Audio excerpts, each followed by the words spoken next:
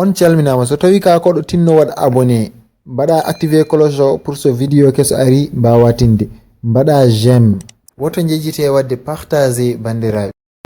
Bismillah mon e nder Pulaar English. You welcome in Pulaar English.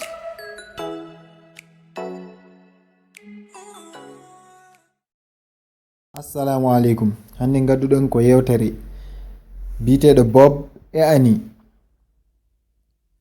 Jalogo firti yewtere. Setting. Two friends meet at the community college. Ko sehilaɓe ɗiɗo hawruɓe e nokku biyeteɗo college. Annie ene haala. Annie: Hello, Bob. How are you? Bob: I'm great. How are you doing? Annie: Good. Do you study here? Bob: Yes. I'm learning Spanish and taking an art class. What about you? Annie: I'm taking an English class. How many times a week do you go to school? Bob: I usually go to school twice a week, on Mondays and Wednesdays. How often do you go to school?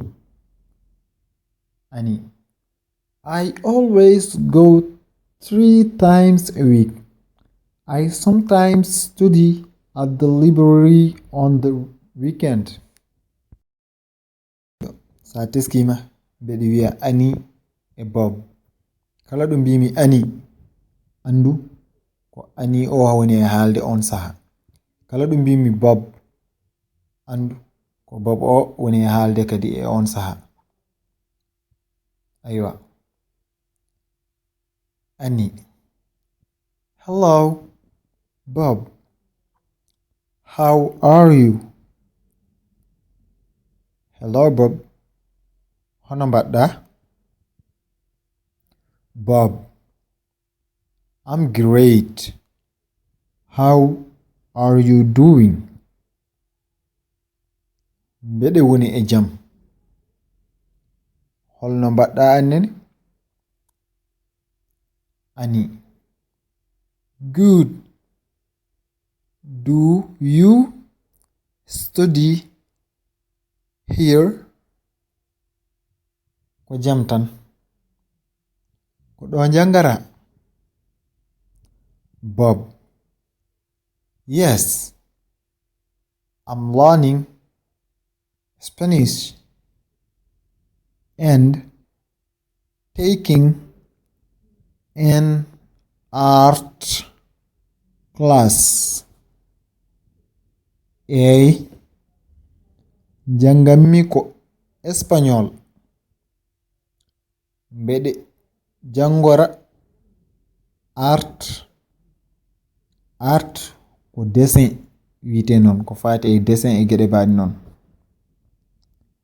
What about you? Anne non? Annie: I am taking an English class. Ngonmi ko e class anglais. How many times a week do you go to school? No foti laabi jahata e nder yontere he école? Bob: I usually go to school twice a week. Kewmi yaade école ko laabi ɗiɗi e nder yontere he. On Mondays and Wednesdays. Altineji ɗi e alarbaji ɗi. How often do you go to school? No foti laabi kewɗa yaade école. Ani,